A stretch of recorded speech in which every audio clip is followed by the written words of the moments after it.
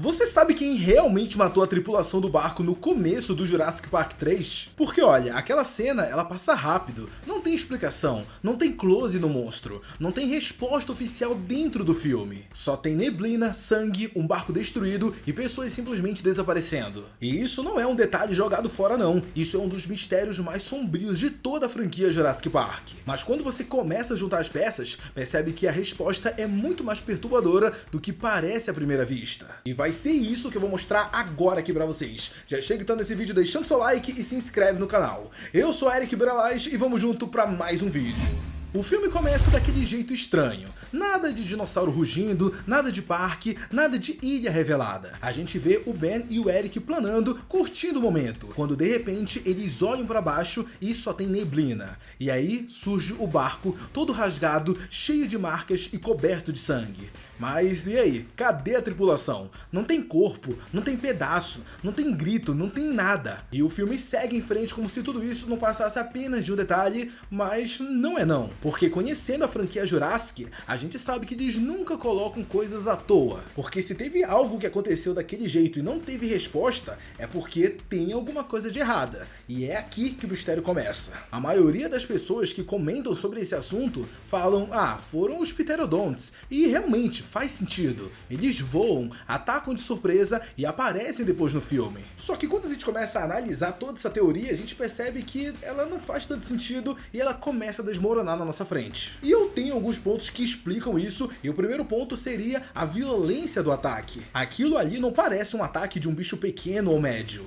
As marcas, o sangue espalhado, o estado do barco, isso grita predador grande, forte e capaz de matar rápido. E o segundo ponto é que os pterodons sim aparecem no filme, só que eles são soltos na ilha muito tempo depois. Ai, Eric, mas não poderia existir outros na ilha? Sim, poderiam, só que o filme nunca deixa isso claro. E tem mais, se fosse um ataque aéreo, o Ben e o Eric teriam visto. Eles estavam no ar, então pensa comigo. Se o Pterodon tivesse atacado aquele barco, teria acontecido uma de duas coisas. Primeiro, eles veriam o bicho voando em direção ao barco. E segundo, eles veriam ele indo embora carregando alguém. Então não tem como um bicho daquele tamanho atacar do céu, em silêncio, matar todo mundo e ainda sair sem ninguém ver. Inclusive duas pessoas que tinham uma visão privilegiada de tudo, entendeu? Narrativamente, essa cena não faz o menor sentido. E é aí que a teoria dos pterodons começa a ficar fraca. Tá, mas pera aí, então se o ataque não veio do céu, e se ele veio então de baixo? Pois é, da água. Aqui a coisa começa a fazer mais sentido. Porque se o ataque não veio do céu, só sobra uma opção, veio da água. E isso muda tudo, galera.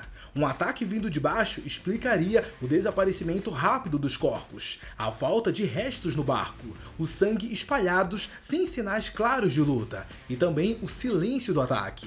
Isso aí é bem típico de predadores aquáticos que fazem emboscadas, e o Jurassic Park tem alguns tipos desses bichos. Existe uma criatura mencionada em materiais e conceitos antigos da franquia que lembra um crocodilo gigante, rápido, letal e feito para atacar na água. Só que o problema dessa teoria é que ele nunca apareceu no filme e sabemos que se fosse para mostrar algum bicho completamente novo, com certeza o filme iria mostrar ele. Afinal, Jurassic Park gosta de mostrar os seus monstros, então não faz muito o estilo da franquia esconder algo tão importante sem nunca revelar depois. Então, infelizmente, essa opção também começa a perder força. Mas aí então entra a teoria da presença do Tilosaurus apresentado em Jurassic Park The Game. Esse é um jogo considerado canônico flexível, vamos dizer assim. Não é totalmente oficial, mas também não é ignorado. O Tilosaurus vivia em uma lagoa isolada. A grande dúvida então é se essa lagoa tinha conexão com o oceano. Se tivesse, ele poderia ter escapado. Se não tivesse, essa teoria também acaba morrendo como as outras. Só que além disso tem um outro problema, porque se fosse realmente o Tilosaurus que tivesse atacado esse barco, pô, de verdade, a destruição que a gente viu no filme foi até pequena, porque ele teria, de verdade, ele teria obliterado o barco, sério. A destruição que a gente vê no barco não condiz com a criatura que atacou, então, novamente, essa não faz tanto sentido. Então talvez não tenha sido ele, talvez tenha sido, quem sabe, um plesiosauro, um predador aquático clássico com um pescoço longo, ataque rápido e capaz de arrancar alguém do convés em segundos. O barco passa, neblina fecha, tripulação fica distraída distraída e de repente um pescoço emerge da água, tem uma mordida, um puxão e uma pessoa some, sem grito, sem luta e sem testemunha. Isso explica perfeitamente o que vemos e o mais interessante, sabemos que o plesiosauro existia nesse universo. Ele foi planejado para Jurassic Park, existiu em Jurassic World e foi até cogitado para Jurassic World Dominion, só que acabou sendo cortado. Ou seja, ele esteve por ali dentro daquele universo em algum momento. Mas o fato mesmo, galera, é que independente da criatura que foi, uma coisa é um fato.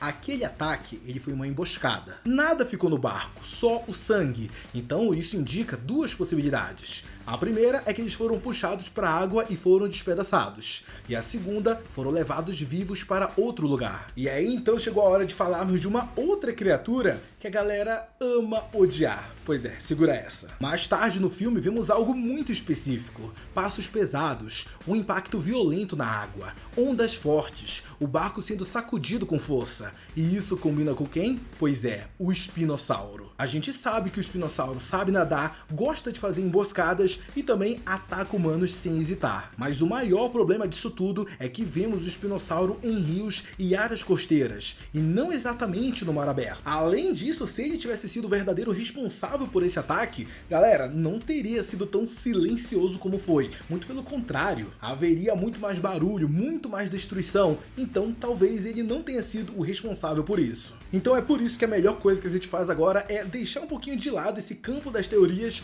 e ir diretamente para as explicações oficiais que são dadas pelos partidores do filme. Eu imagino que não seja surpresa para ninguém que o Jurassic Park 3 foi inscrito enquanto estava sendo filmado, e sim, isso foi um caos total. E nos roteiros iniciais, a resposta era clara, foram os pterodontes. A ideia original era, o grupo encontra o barco, vê 3 enormes garras depois de serem atacados por pterodontes e inclusive com ataques no helicóptero no final do filme. Inclusive, a própria logo antiga do filme tinha 3 marcas com a silhueta de um pterodon.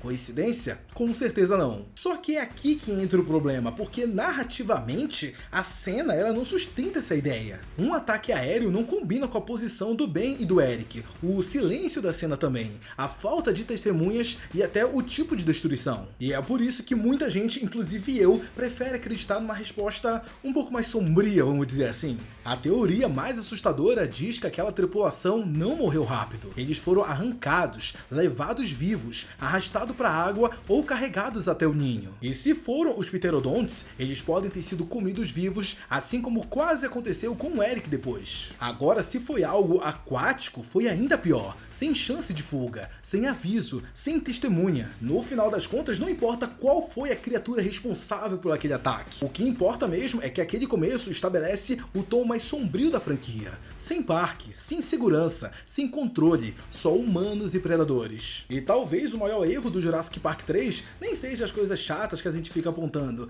mas sim os partidores de toda a produção. Aquele fato de tipo, pô, tem tanta coisa legal pra vocês mostrarem e explorarem, só que vocês não mostraram nada. Tá, mas agora eu quero saber de vocês. E aí, pra você, o que foi que realmente atacou a tripulação lá em Jurassic Park 3? Foi um ataque aéreo tipo de um pterodon ou foi alguma criatura marinha tipo um plesiosauro? Deixa todas as suas opiniões e suas teorias sobre o vídeo aqui nos comentários que eu quero muito saber. Muito obrigado a você que assistiu esse vídeo até aqui, não sai dele antes de deixar seu like e se inscrever no canal. Um beijo, um abraço e até o próximo vídeo. Tchau!